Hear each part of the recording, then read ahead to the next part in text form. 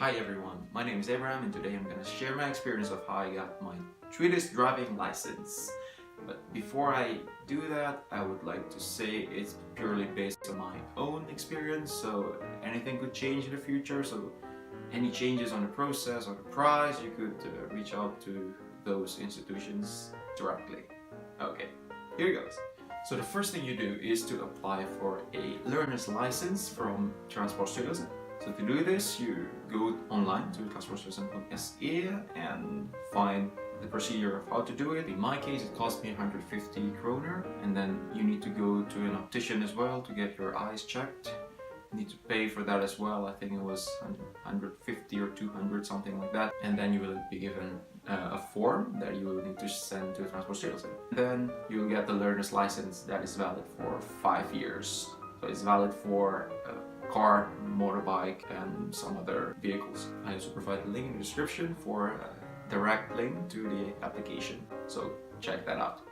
Number 2, after you got your learner's license, you should decide whether you want to go to a driving school or you want to do it privately. In my case, I did it with a driving school. I went to my driving academy in Stockholm because they suit my schedule, so they could do evening lessons and weekend lessons, which is good because I'm working full-time on weekdays, and it's good for me as well because they offer the English service to you. So for those of you who want to look for my driving academy, I also provide a link in the description. Check that out if it's for you. If it's not, feel free to find something else, or if you want to do it privately. And remember that the instructor needs to be registered in Transportstyrelsen as well. They have the instructions all in their website. Please read that. Okay, moving on. So I went to my driving academy and did an assessment test, and the driving instructor told me I could drive. I just need to adapt my driving skills to how it is in Sweden because it's different. And then we decided to have 5 courses for me.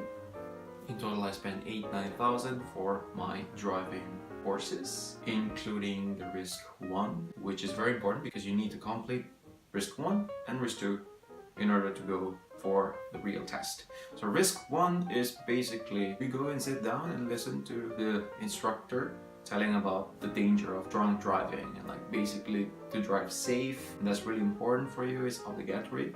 And then Risk 2 was not included in the price. For me, I did in Bromma, really close to the airport. It costs 1,900 Swedish kronor. It's basically a simulated ice ring. So you go to a circuit and you drive a car with other students and the instructor in the car. They have this small wheels that simulates the feeling of driving on the ice, which is interesting, you know. Like my car just went like this all the time because you're expected to drive at 60 and then you need to brake immediately on ice. Yeah, this will happen. And you'll experience it multiple times because when the other students are driving, you're in the backseat. So yeah, times 4. So it was adrenaline rush. That was a really good lesson. I really wish to not ever experience it in real life. That's enough in the circuit. Yeah.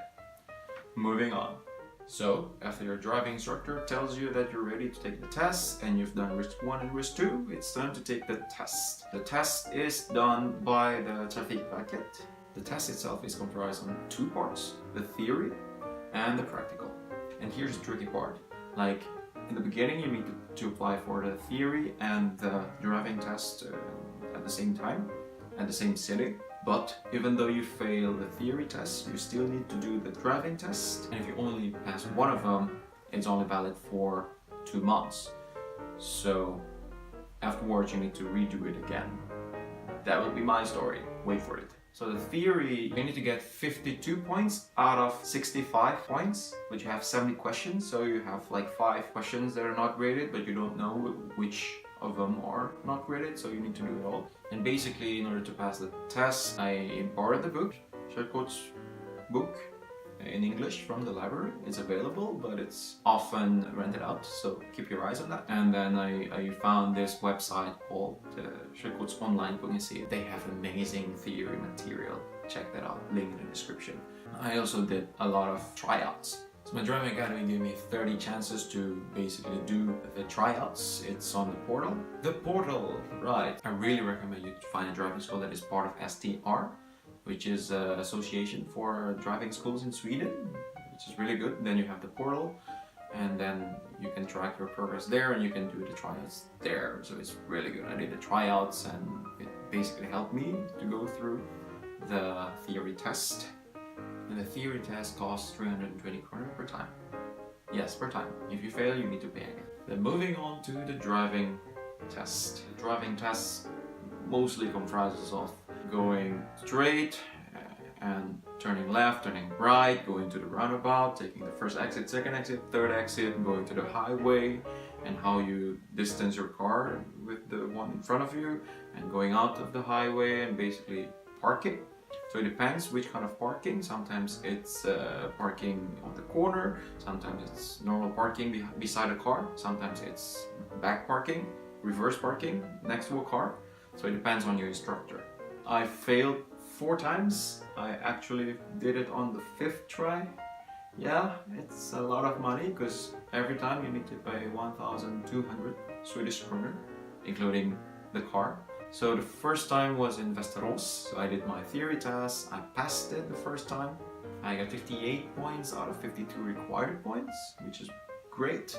And then I did my first driving test, which was catastrophic, because it was raining 5 minutes before the test, and I just lost all the focus, and yeah, basically didn't comply to the traffic regulations.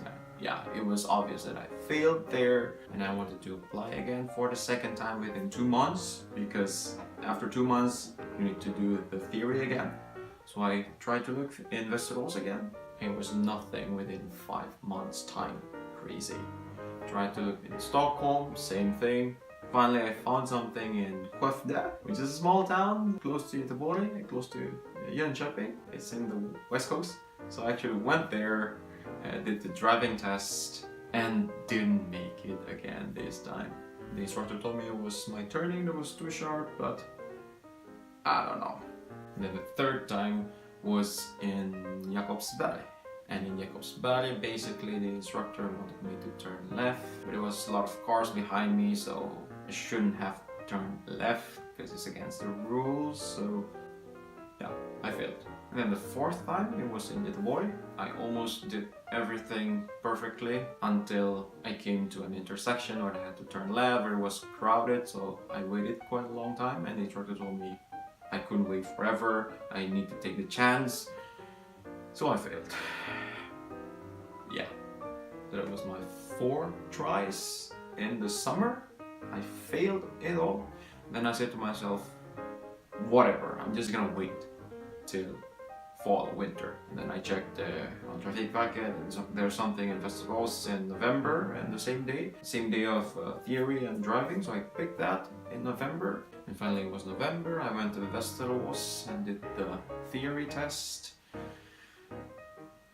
And guess what? I failed by 1 point. I got 51 out of 52 required points. It sucks because I prepared myself. I have no idea why I failed, but I did fail, so I was a bit bummed. Then I had lunch and I thought to myself, like, should I just say like whatever and do it the next time, or should I just get back my focus and confidence and actually do the driving test? And finally, after a while, I said to myself, I will only redo the theory.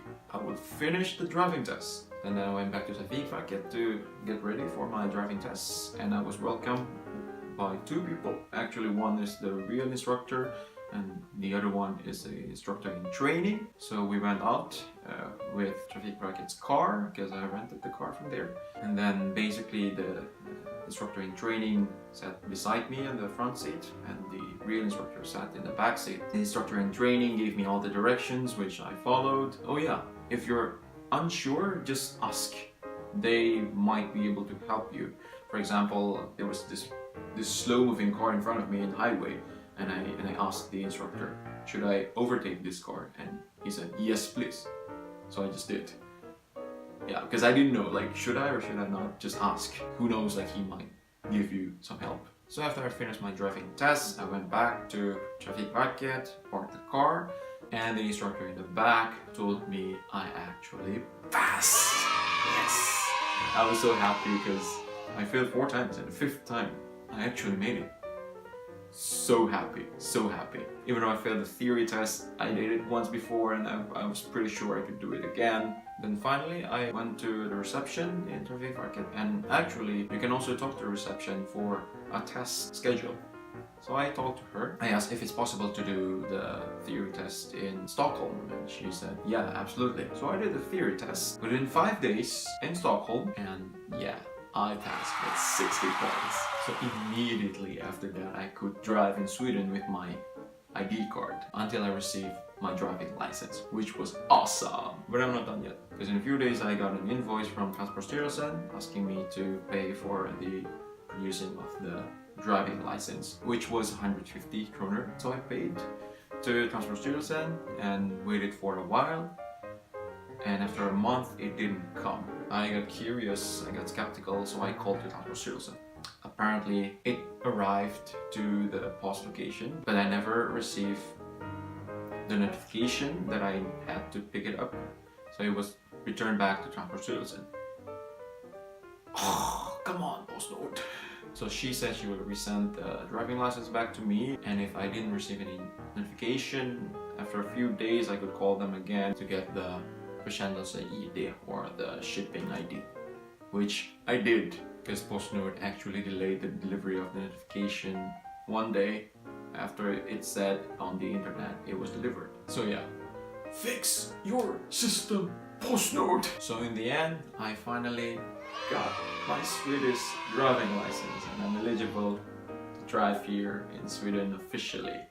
Oh, by the way, I just got this news from Transportstyrelsen. They're actually removing the price of körkortstillstånd to 0, so it's free for you to apply starting from 1st of January 2018, but instead you'll pay 250 for the producing of the driving license itself. All in all, you'll pay 50 kronor less. So thank you for listening to my stories. If you have any comments, questions, or any updates regarding like new rules, new price, or anything, feel free to write it on the comment section below. Thank you very much and have a good one.